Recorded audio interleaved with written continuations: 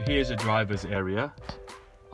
This vehicle is based on Volks Wagen T4 Transport 4 in America, which is called Eurovan. And the seat is it's replaced to the Recaro seat, which is ergonomically designed seat with little ventilation features and with lots of support for the back. So that's my main chair, and here's my computer. So this is where I work. Long hours actually. Yeah, it's got a nice reclining system, and underneath that I have a massage pad. So when I get really tired, I get sore back, I just turn it on and just have a really relaxing time and continue to work. Here's my Mac. I got some stationery here, and down below I put like all my little documents. I just just basically optimize the volume of them. I leave most of them at home office, but all the essentials are here to complete the work. So Japan has a very good wireless internet connection. So right now I'm online.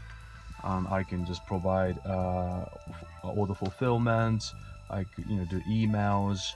I could check websites. Sometimes just send a file for the clients.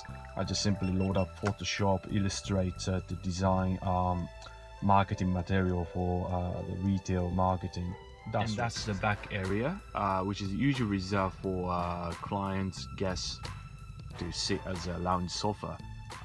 Right now, obviously, I'm kind of slacking out and using this space for my time bench. And this is the view from the back area lounge sofa.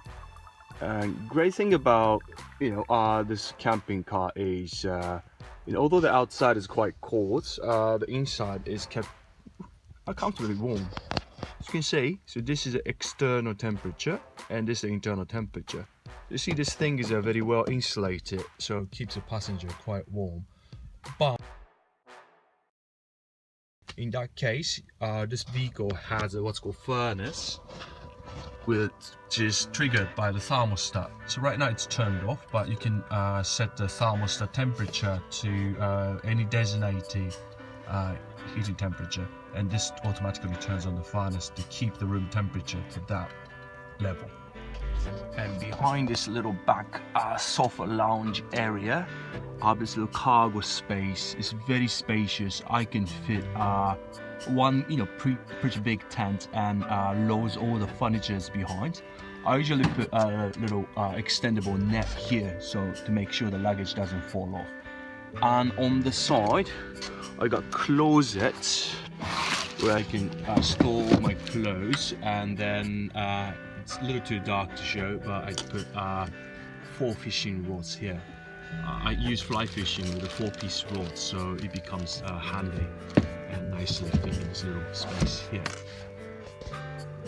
And in case I need to travel for the business trip, or sometimes I just slack out and go to the countryside, I need to be able to lodging here for a day or a few days.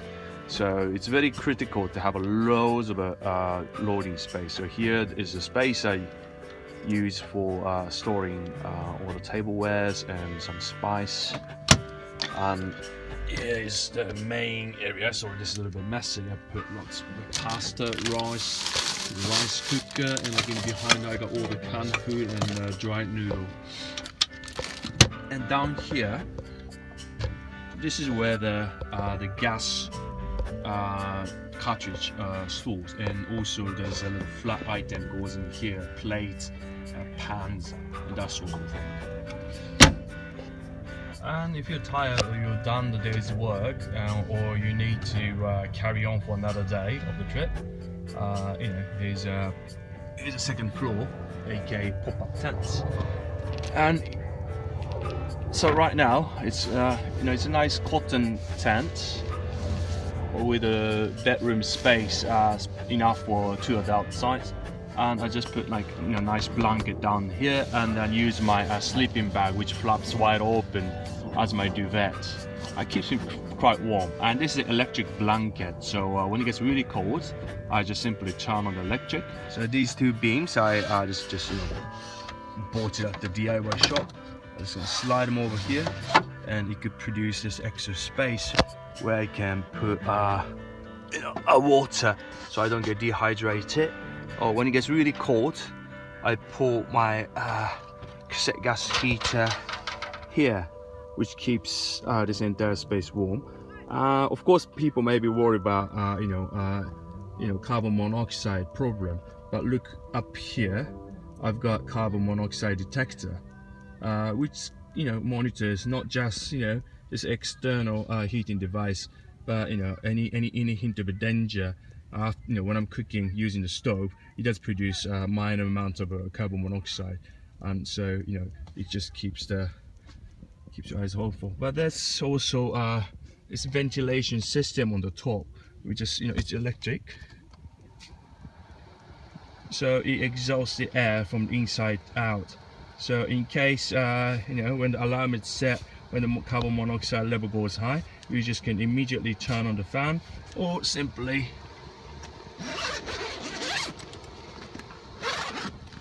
flap open the window with a mesh, so any hint of a dangerous or bad air can just escape from there.